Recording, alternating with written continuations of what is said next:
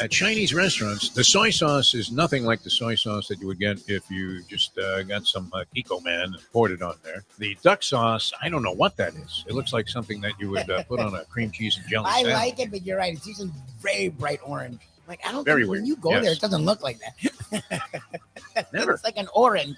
Like, why is it so orange? It's like neon. And the biggest fraud this side of Sam Bankman-Fried is Chinese mustard in a package. I don't even know what that is. You'd be better. I would rather put Gulden's mustard, which I love, but on fried rice, it's not necessarily the kind of condiment that you would want to employ there. I would much rather put that on there than the stuff that comes out of the packages. So the issue was, if you ask for the house mustard, which is great, I mean, it really is. It not a perfect compliment, Lubie? I don't know how you feel about it. I didn't grow up with the house mustard. So. I love that rush that you get when you get, some of it sticks to the spoon as you're stirring it in there. And then, you take that one bite when you're just like, okay, I'm going to grab a bite here before you sit down and start eating this stuff. And then, boom, all of a sudden your head explodes. You have ideas that come to you that you've never, ever conceived of before. Beautiful women flash before your eyes. And then you go, wow, I still have this whole bowl of fried rice. It just makes the dish. The time. Wake up with Defo, joined by Lubie. Welcome to the Defo Show.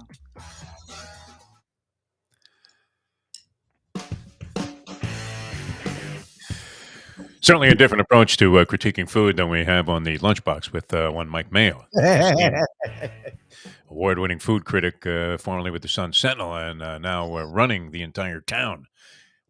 Are there any other critics in town? I don't think so. I think it's all Mike Mayo. Anyway, welcome to the show. Sorry we got off to a late start here. Technical issues all across the board, which...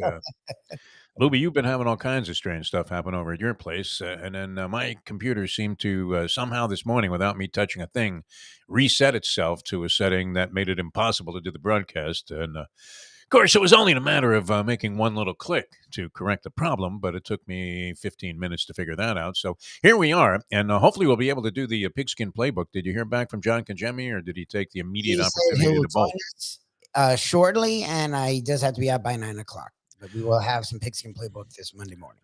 Okay, well, it was a great weekend all the way around. I don't know that you could cover all of the bases that we had. I mean, we have a total. Jim Sarney reminded me, he said, well, you have 4 shows. You should be able to get everything in, including the results from the Iditarod, which he suggested. No, he's not into the Iditarod, I don't think, Jim Sarney. But anyway, there were so many things happening. Where do you want to start, Libby? You want to start with that Dolphin game yesterday? Because I think it was great.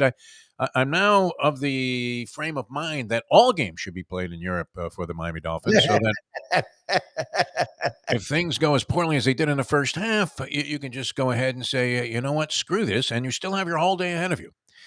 Which it did get exciting. It did get interesting in the second half. Here was my scenario, Lubie. I watched the first half. The Polyman had sent me a text, and he said that deferring to the second half after winning the coin toss is more overrated than valet parking. That's what's especially with the Chiefs' offense. It was a weird move. Yes, I mean, you go ahead and you defer to the second. Wouldn't you want to put your explosive offense on the field and put up 7 on the Chiefs and have them reeling a little bit? I suppose, it was advantageous. It turned out well, right? Didn't they drive in the second half? They held the ball for like 42 minutes in the second half and drove right in for a touchdown after like a 32-play drive, which was great. So they were somewhat back in the game at 21-7. They did get the next score to make it 21-14. That was towards the end of the third quarter or the beginning of the fourth quarter. And so now you have, as they say, now we got a ball game. Now we got a ball game. Yes, there was a game. And this isn't necessarily the NBA where a team is down 24 and they get within 2 and then they ultimately lose by 7 points.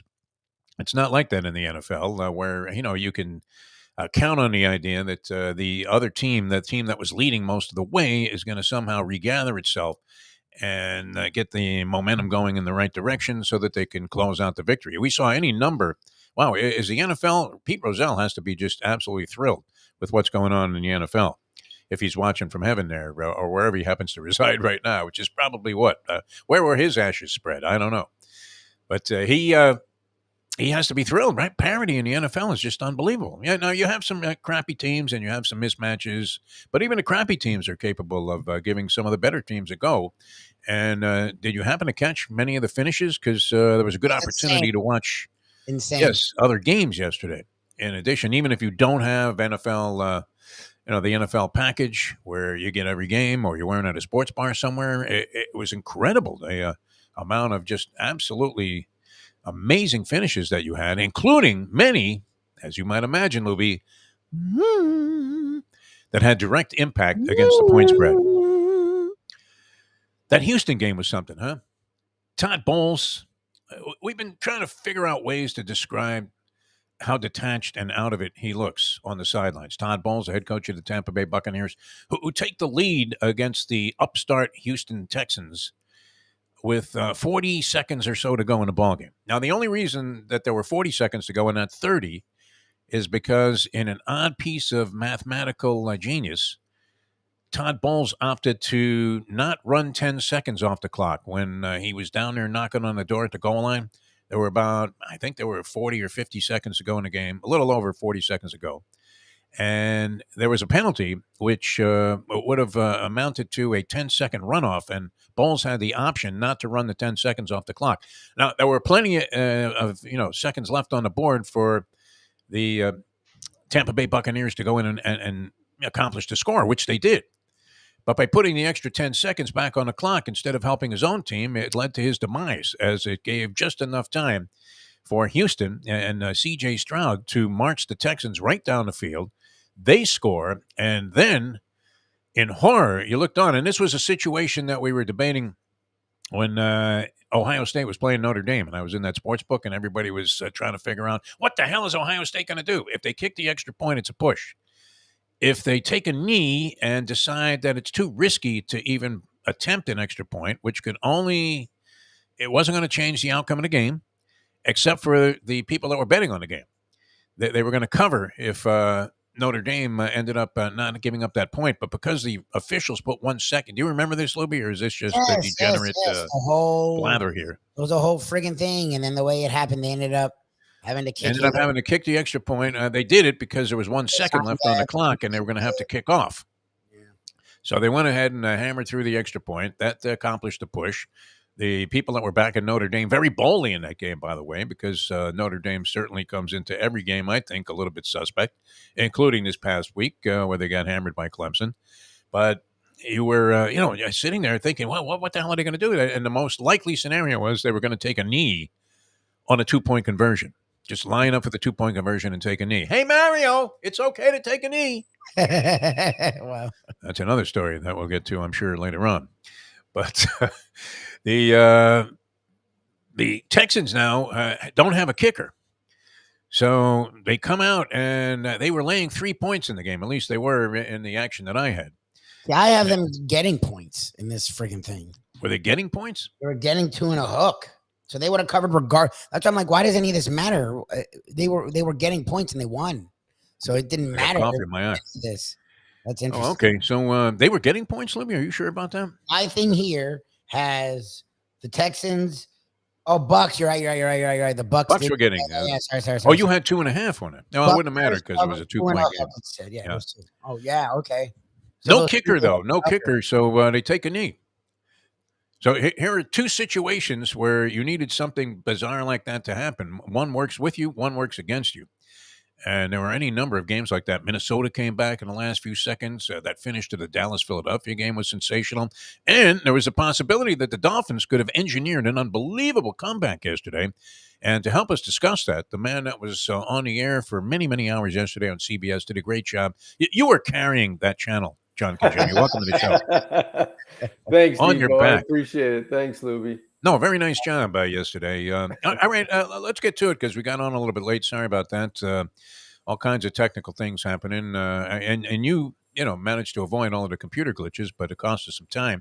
So what did you think? I mean, first of all, how do you feel about deferring all the time? That's become common practice, and I don't know if you have this explosive Dolphin offense, wouldn't you want to put them out there on the field once in a while and they almost always orchestrate a beautiful first drive. I mean, that's one of their real strengths. Rarely have they been shut down on that. Would you not want to put your offense on the field instead of handing the ball to Mahomes, who I've never seen a team get chopped up like that?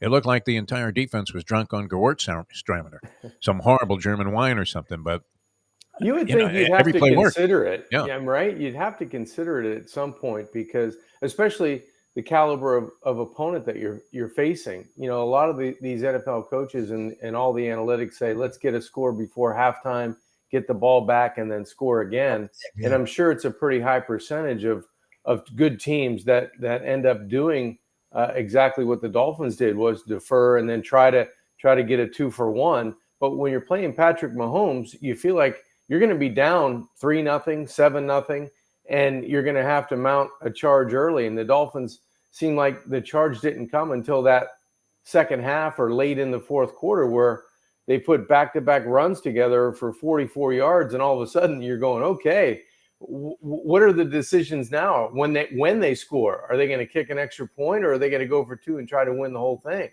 So it never got to that point, but that was the discussion I was having, at CBS 4 with Mike Cugno, just thinking about what we were going to do when we scored, because it felt like it was inevitable.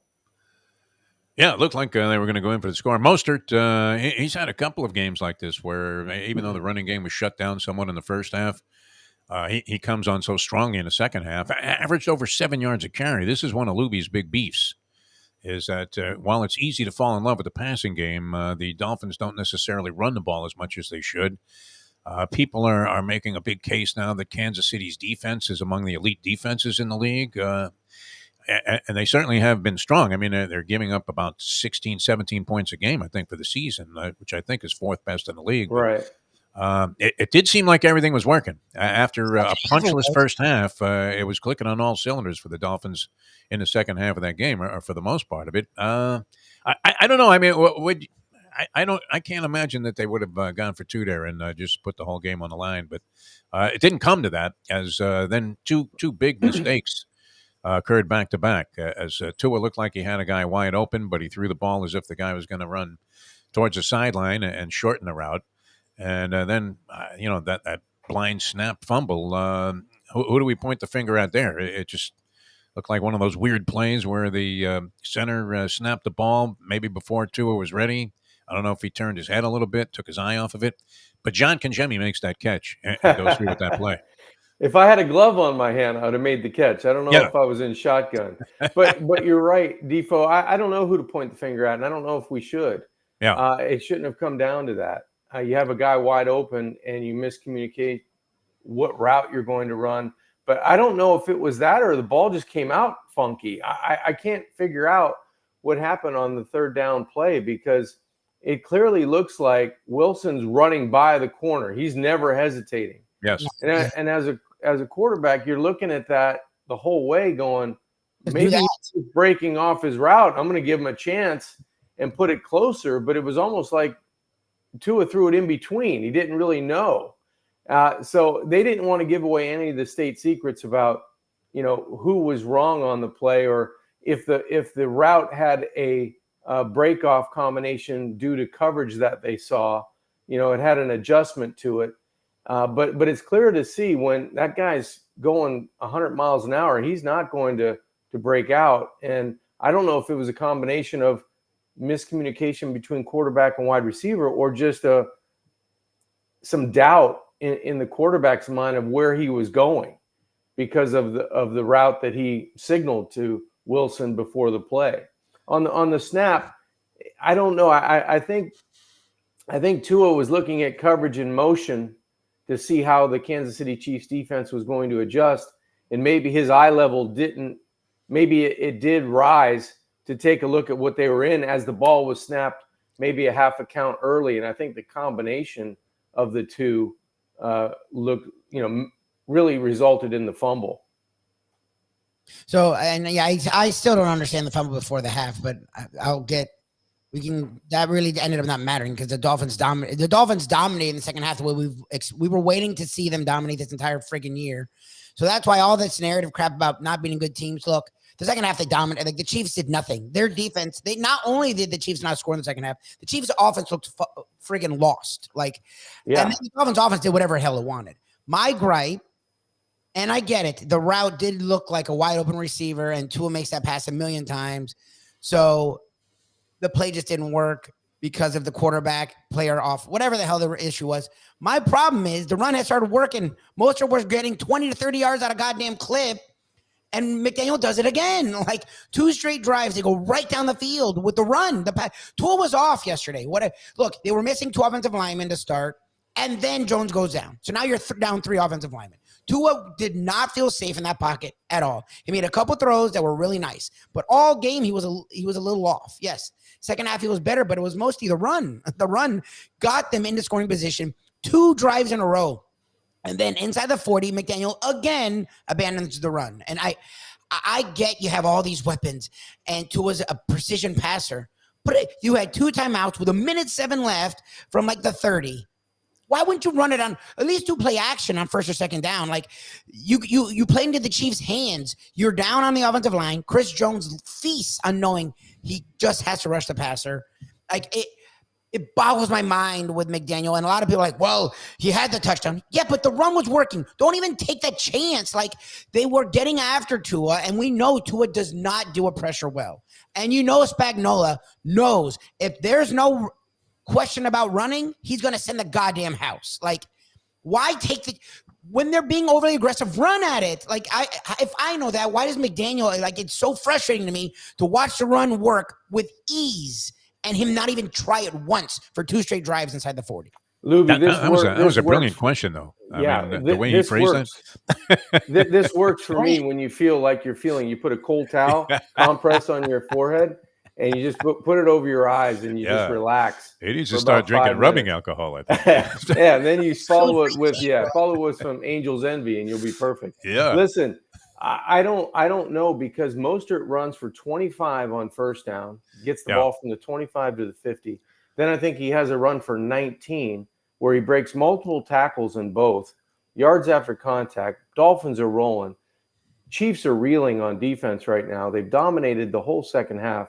Let's pound it again. Or, as you said, let's go for a little play action now. Make an easy throw. Get him on the run. You still got a timeout left. You're in the plus territory. You're probably down close to the red zone now if you complete the pass. Or if you run the football, so what? You milk the clock because you don't want to give it back to the Chiefs with anything anyway. You're gonna win or lose the game on this drive, and you're gonna exhaust whatever's left on the clock. So I think a lot of Dolphin fans were saying, the exact same thing you were, screaming at the TV going, why have we not run the football? But if Tua makes the throw on third down, you're going, game over. Everybody forgets about it. And, Dolphins probably tie or win. You don't know what they're going to do there. But I don't know. I thought that the running game wasn't as successful as it normally is the last couple of weeks. But in that instance, you had the Chiefs kind of on their heels. So go ahead and give them some more medicine. Go ahead and give it to them again. And you're probably in a long line of fans saying, why not? Why did we abandon it again? It was a lot to overcome. I think most people would agree with that. You're down 21-0 and a particularly devastating play there. It looks like you're at least going to get 3 right before the half. The age-old question, John, is when is a catch a catch? And you see this call decided in so many different fashions. I know it's a razor-thin margin. I wasn't sure that Tyreek Hill had that ball. And had firm possession of it. It was kind of stuffed there against them with both teams grabbing at it. Comes out. How fast is Cook, by the way? My God, when he accelerated, he looked like the fastest. He looked like the fastest guy on the field. Looked like Bullet Bob Hayes. Yeah, that was incredible. Streaked down the sideline. Who's 11 on the Dolphins? He was in a position to maybe make Wilson. a tackle. Yeah. Yes, and the guy had an angle that was more than advantageous, as Cook was going to have to stay on the sideline, and he accelerated in a split second, and all of a sudden you're looking and you're going, my God, he's going to beat that guy. I wouldn't say that was insignificant. I mean, Lubie said that didn't make any difference. It was the difference in the game, as it turned out. Like, they could have won even with that play, they still could have won. Could have, yes. I mean, that's the old Oliver Donnie thing, but unfortunately that happened. And you're down 21-0, so it wasn't insurmountable. I happened to I decided to go for my walk of life. I was having trouble watching that game and feeling good about it. And so the process for me was there were 2 bars on the way to and from my destination where I walk up by the beach there. So I'm one of those guys that's peering in the window at the briny pub, and it's pitch black. There weren't that many people in there, although that was kind of a fun occasion. And I see the Dolphins are 21-7. So I walk another like 3/4 of a mile to the next bar, take a look at the screen in there. I'm peering in the window, and I'm like, wow, look at that, 21-14. And by the time I got home, unfortunately, the game was over. And that's what happened. So where does that leave us? I mean, the conversation, how do I answer this question to people, John? Help me out with this. Lubie, I'm sure, gets hammered with this, and you were trying to address it last night on TV. What kind of team is this? I mean, it's 6-3, which is fine. I mean, most people would take 667 as a winning percentage. The Buffalo Bills lost. They're still atop the AFC East. They're not far away from the 7-2 Kansas City Chiefs, the top team in the AFC right now. I guess you have Baltimore also at 7-2, and they look like they're really coming on for some reason. And Jacksonville, yeah, and Jacksonville, yeah.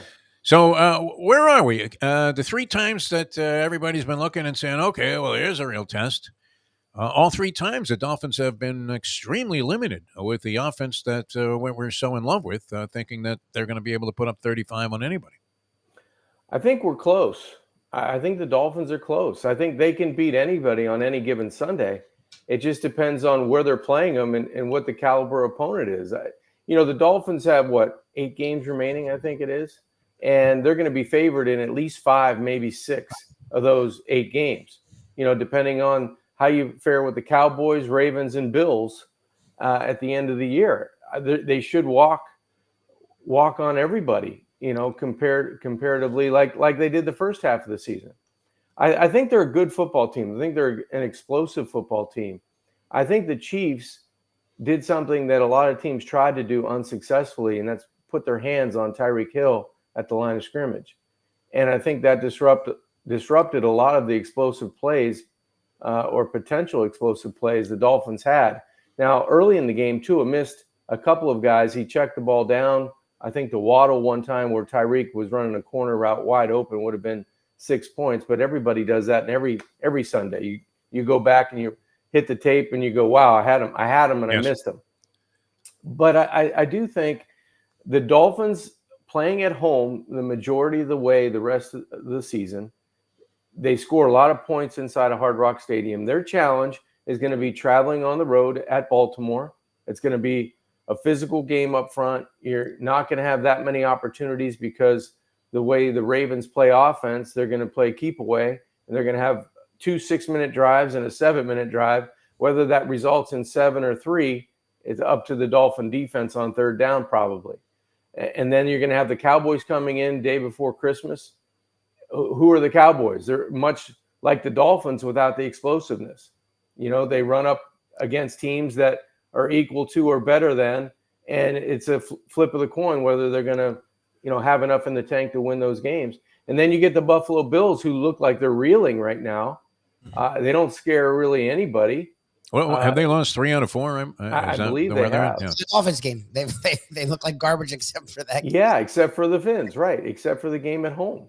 So I think the Dolphins are in pretty good shape, Defo. They're gonna be in position if they beat the Ravens and or the Cowboys to have a home field advantage game in the playoffs. But if they falter, I think that you're on the road again.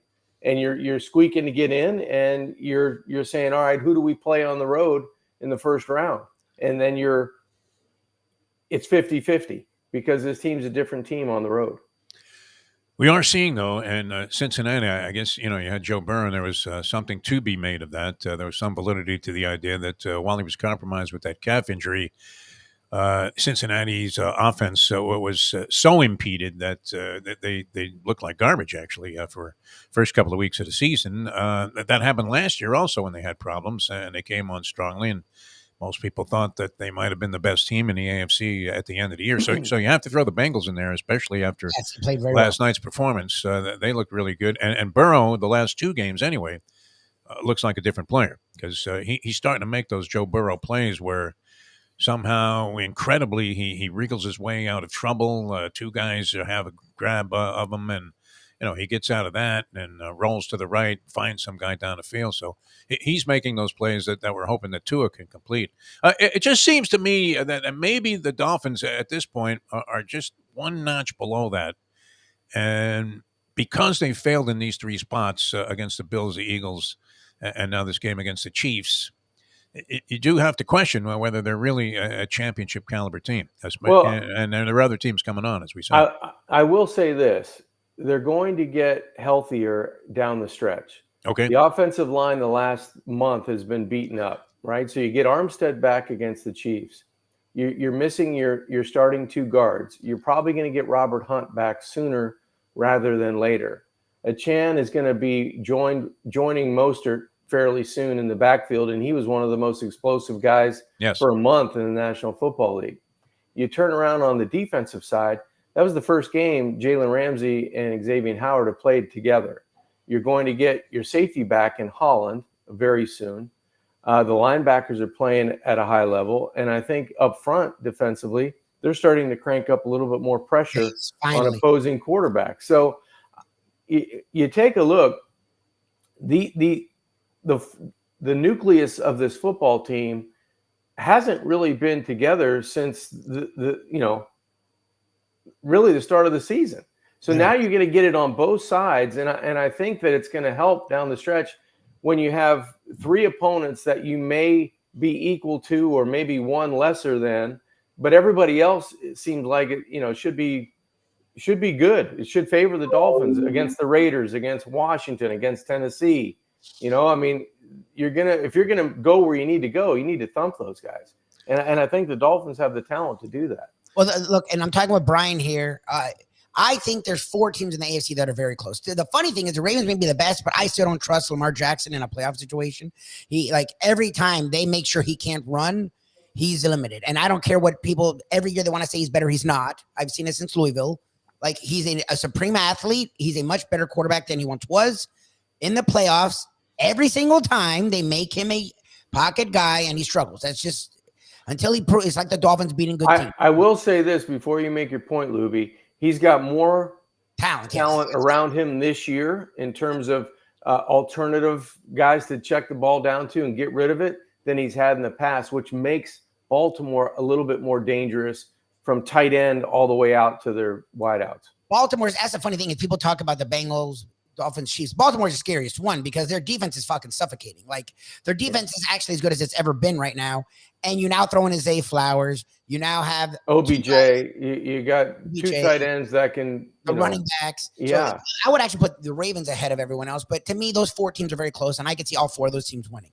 NFC, Niners, Eagles, even the Cowboys. The Cowboys actually hung in there. No, they're a good team. Yeah, really well versus Eagles yesterday. I can't. It pains me to say it, but I can't hate on them. My problem is, look, it's not a problem. It's when it comes to coaching, right? You trust Reed. You trust Sirianni at this point now. I mean, the guy is really showing his thing. Harbaugh, you trust. McDaniel scares me. And people poo-pooed me, but I'm sort of, when you play these good teams, you can't just chuck it. And finally, in the second half, they sort of accepted that. They had some long drives, and they got points. But late in these games, when it comes down to the middle, he screws around with the play calling, and that confuses the crap out of me. And I think Harbaugh's not going to do that. Sirianni, Reed's not going to do that. But McDaniel's still wanting, look, and Wilson was open. But you didn't need that. You didn't need that play there. You could have done a running, and the wide receiver screen before half, even fumble or not, it was a weird call. It's never worked. The pitch on the second to last drive, you're in the shotgun, pitching it 3 yards back to Ahmed. They lose yards every time on that. These are things that you have to learn from. And ever since last year, he's not. And that scares me in these big moments where these other coaches are like, let's just do what works. He still sort of tries to get cute, and it sort of is confounding to me. I feel bad for Ahmed because they do nothing but put him in awkward situations behind the line of scrimmage. Yeah. And it seems like the last month he hasn't gained a positive yard, but they're throwing the football or pitching it to him 7 or 8 yards behind the line of scrimmage. Yeah, I agree. I agree with that. I think that you have Baltimore and Cincinnati, obviously Kansas City. But I think Buffalo's behind us right now in terms of confidence. in terms of just flat out, can we win a game against an equal opponent? I would put Baltimore, behind the Miami Dolphins. So I think the Dolphins are in good shape only because the way the schedule lines up. If you're going to be where you want to be, you got to beat the Ravens. You have to find a way to beat the Ravens, because I don't think Kansas City and Cincinnati and Jacksonville are going to stumble down the stretch. I think they're too well coached, too many veterans, and too good at quarterback for them to falter down the stretch on offense against a lesser opponent. So the Dolphins are going to have to either make hay against Baltimore or Buffalo in that last game at home to kind of slot in to the AFC where they have a chance to win it in advance. That's kind of, I think, where they're at now. Now, if they had taken advantage and you win one of those games that you're expected to as you're going before the season, win, loss. I had them kind of where they're at right now, only with one more loss. I didn't think they beat the Chargers week 1 on the road. So I think they're in good shape. They could be better. Your life, how are things going, John? It could be better. Well, it could be better for the Dolphins, but they're okay. They're all right now. I think everybody just needs to take a deep breath and say, let's finish strong. You get a week off, you get the bye week, you kind of recharge, and now you're going for the home stretch. Yep. What do you do during the bye week? I mean, do you have Anatomy of a Bye Week on CBS? We used to do that on WIOD. They would have the bye week, and you're sitting there going, are we doing a pregame show in the bye week? And that was actually brought up at meetings at the station. So I would imagine there's a Mike McDaniel show. Hey, how was your week off? But then what do you do after that, John? Are you going to be doing any stuff? We're going to be doing, we have a Dolphins Weekly Live. We had that beautiful conversation yesterday. Well, that makes some sense, I guess.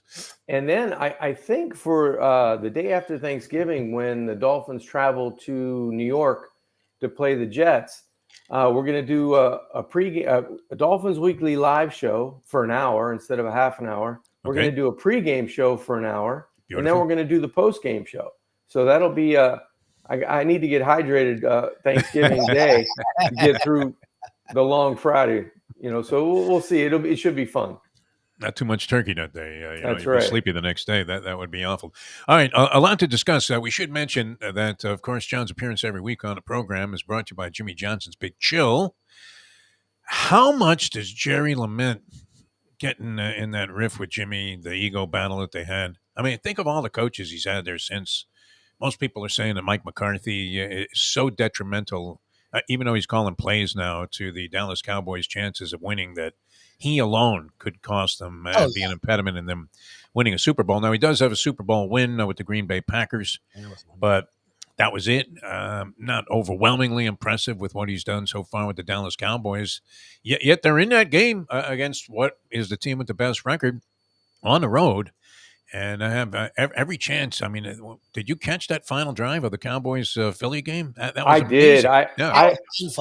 I was watching that game at the end, and I'm thinking I'm the offensive coordinator for the Dallas Cowboys, and they get the I think it was somebody lined up in the neutral zone or something happened to Philly where they get the ball inside the 5-yard line. Yes, and Dallas goes empty. And all I could see was they're going to run a quarterback draw here, which would have made perfect sense.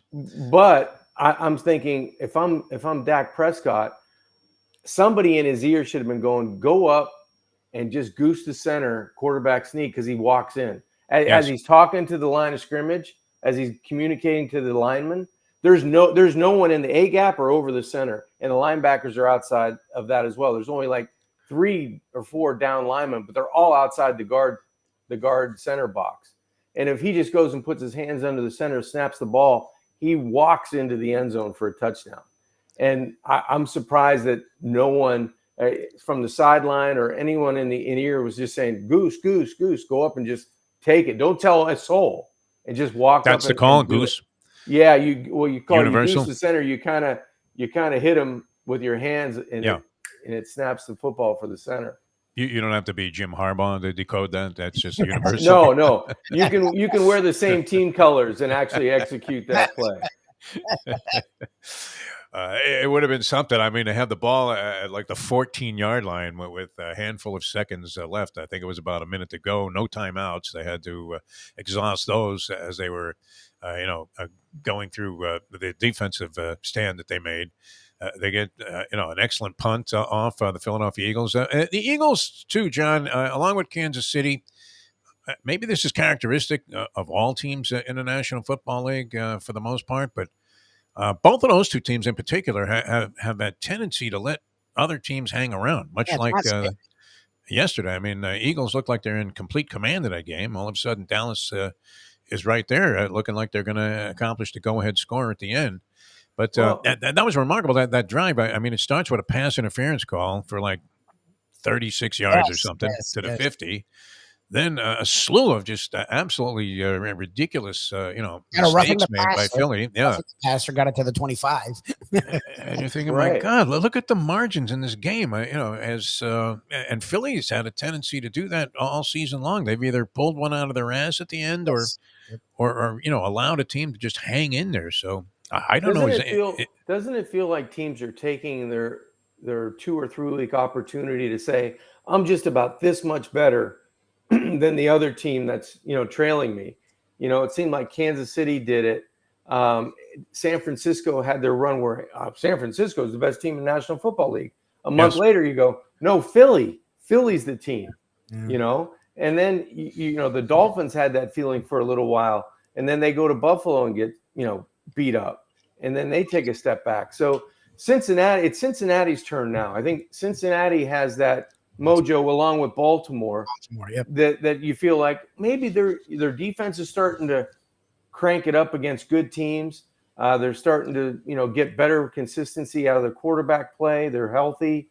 So it's their turn to run with the baton now for a couple weeks and see how they do. And that's why I don't feel panic if you're a Dolphin fan. You're in the game. You're in the conversation. Yep. But you only have to peak. You only have to win that game once. Yes. You only have to beat that team on the road one time. So you've had your experiences. Coach McDaniel likes to say they're learning experiences, and fans are going up in the air going, yeah, but we lost, and everybody's panicking. They got to relax, because you only have to win that game one time. You only have to make a play one time in that situation on the road, and they're going to be in that. They're going to have that chance again to get it done. And I wouldn't bet against them. I really wouldn't. I think they have as much talent on this roster for the Dolphins, and if you make that one play, it could change. It could change the whole dynamic of their year. Yeah, Louie's already playing the exit music. We're just kind of getting started. I did want to ask you, John. We didn't get a chance to really talk about much college football, but if there was no, such thing as a buyout clause, does Mario Cristobal coach the University of Miami next year? I guess the same could be said of Jimbo at Texas A&M, and maybe even Napier at Florida, who they suffered what appeared to be a hideous loss, at least just tracking it through the box score. A 2-1 Arkansas. In overtime. Yeah, what was that team? 2-5 or something they were playing? Yeah, but 2-6, I mean. Yeah, and nonetheless, I mean, what do you make of that situation? It is incredible that somebody can have that much leverage. That even though they're demonstrating severe deficiencies in thinking and strategy and managing the game, that you have to keep this guy around for another 5 years. Yeah, it's I don't have an answer. I don't have a good answer for you, Defo. I really don't. I mean, you go on the road. Yeah, NC State's a good program. They've got good players. They're well coached. But to play the way they did offensively, I was peeking back and forth in and out of that game. Yeah, and at one point, it seemed like that Van Dyke had like 8 completions or 7 completions in close to 20 attempts or over 20 attempts. And you're saying to yourself, man, this Canes team's like Jekyll and Hyde. It seems like they play well in spurts, but when they lose it, they lose it. I mean, It's a drastic drop. Yeah. Right? It's a drastic drop. And good teams don't necessarily have, they take a step back, but it's just a little step. It's a hiccup. It's not a, fall off the balcony type of thing. Yeah, I mean, you have the song I often reference with regard to the Canes, and it's trying to get that feeling again. And It's not happening. I know Billy Corbin came out and said that many years ago, and people started taking all kinds of shots at the guy. Wait, what are you talking about? We're getting it back. We got this guy and that guy and that guy and this guy. But it just seems like an endless road to nowhere. And even diehard Canes from the past, like our good friend Dan Cilio, are saying that, and he tends to be, a little bit radical in his opinion, but saying, hey, they're a run-of-the-mill team now. That's as far as they've gotten in the last 20 years and half a dozen coaches. But I was just going to say that, Defo, it's not, it didn't happen overnight. Yeah. It's been that way for a long time. 20 plus. No doubt. But people get spoiled. You got to accept sometimes that, you're doing what you can, but you're just never going to match the glory days of many universities, college football teams never get close to what Miami did. Sure. They should appreciate what they've done. And, everybody's thinking it can happen, again overnight. Well, it's been 20 years, since they've been relevant. Long time. Yes, for sure. All right. Quick word about Jimmy Johnson's Big Chill. Have you had a chance to get down? Bye week. John, I know you're working, but is there a chance you get down to Jimmy Johnson's Big Chill? In my mind, I'll be there at the Tiki Bar. In my mind, I'm going to Arizona. Drinking a nice cold cocktail and having some first-class service along with some world-class food. Yes, I wish I could get down there sooner rather than later. But, yeah, it's got to be sad times, though, down there as well, because Josh McDaniel gets booted from the Vegas Raiders. And I think there's a lot of hanging heads down at Jimmy Johnson's because I know there's Dominic and Amanda, big Raider fans. And they won yesterday, though. Yeah, they won. They won. Team, yes. They won. The sad thing is the reason they're hanging their heads, they were going to get field passes when the Raiders came down through Josh McDaniels. So now coach has got to turn the tide and go to the Dolphins side, see if they can get them on the sidelines. Wow. I mean, they don't have any connections with Pierce or Mark Davis. We're going to try. Jimmy can make a call on behalf of your brother and Amanda. Come on, they're on the field. If they needed to be on the field, Jimmy makes one phone call, it's over. That's right. They would try to talk him into coming back as a head coach of the team, or at least as a serious advisor to what's going on with Lubie's issue with McDaniel, which is bizarre Nietzsche-like play calling. But a great place to go. Now, the main mission is to get Mayo down there. Yeah, is that going on? What's going on? Tommy won't respond to me now. I'm calling on all hands. He's ghosting him. Yes. What happened to Tommy Fox? Do you know anything about his whereabouts? I haven't heard from him either. I texted with him the other day. Maybe I'll try to give him a call. See, where we want to go. Let that Larry, the Dom, Amanda, we want to go. We're ready, all of us. We're just not going to show, we want to be cordial and polite and have it. That's right. The real test is if Mayo takes a bite of that Italian fisherman, and if he doesn't make a face, that's it. I mean, we're talking about, highest ratings. That's right. 5-star at that point. I don't think you can help but have a good time down there. It's mile marker 104. Fabulous. Overseas spot. Highway in Key Largo. Great spot. And, of course, you can tell that if it runs in the family by knowing John here from the show, that Dominic and Amanda have to be doing a great job as well. How's your dad, by the way, man? Is he still looking like Cab Calloway? Yeah, he's doing his best impersonation of George Hamilton. He's doing out laying in the sun, walking around, playing golf. He's hanging in there. He's doing well. Yeah, I mean, I like a guy that is like wearing dance shoes, and just tap dancing his way around life. It's absolutely great. And obviously someone that spilled over to you and your brother, two outstanding individuals. And a pleasure having you on the show. John, thanks so much. Appreciate you coming on. I wish we had more time to talk about some of the other things that were happening in football. But the Pigskin Playbook, once again, outstanding. And we'll see you again next week.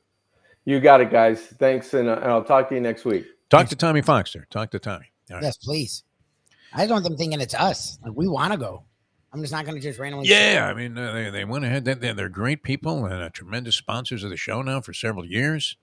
Pigskin Playbook. We love talking to John Conjemi. I mean, this was a guy that was dissecting this game like he was in a laboratory with a frog yesterday on CBS 4 and came up with some good analysis.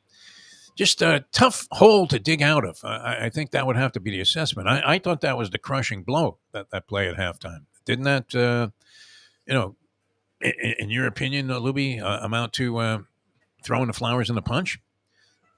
I thought there was still a chance that Dolphins come back in that game, which they did. Well, they did. I mean, usually people get, well, it was too much. That's not true. Like, they were down one score an entire quarter. They scored so quickly and so easily that it erased it. and their defense was playing so like the Chiefs. It's not they weren't not only they weren't scoring, they weren't even holding the ball. Like they were getting in 3 and outs. 3 and outs.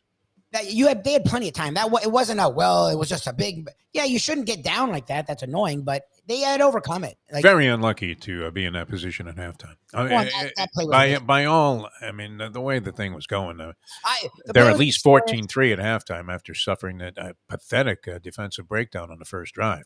Yes. Wasn't it the Hawaii Bowl, though? Is that not typical of what happens in these games that are played in Europe? And you would have thought just the opposite, right? The Chiefs show up at the last minute. They're probably dealing with jet lag and bodily adjustments to the time change, which is tremendous. I mean, it is a big difference. Lubie, that first day after you travel, you with your world travels, after you take those 10-hour flights, Yeah, it's fun. and you're in a 6-hour differential in terms of time zone. It's a good time. The first day you're rearing to go, you get there at some bizarre hour of the early morning and the middle of the night, and you're going out drinking and having a great time. And then the next day it hits you like an anvil just dropped on your head. And you say, I'm not feeling like doing much today. You want to just cancel those tours we scheduled?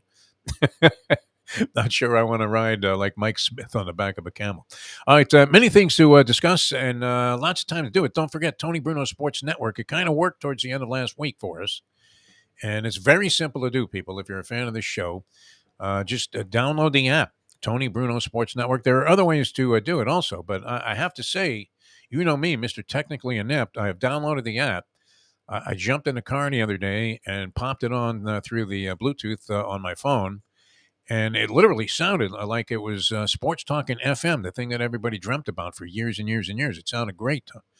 Tony Bruno, of course, as a Polyman pointed out to me, one of the 2 greatest Brunos in the history of the world, along with the great Bruno Sammartino.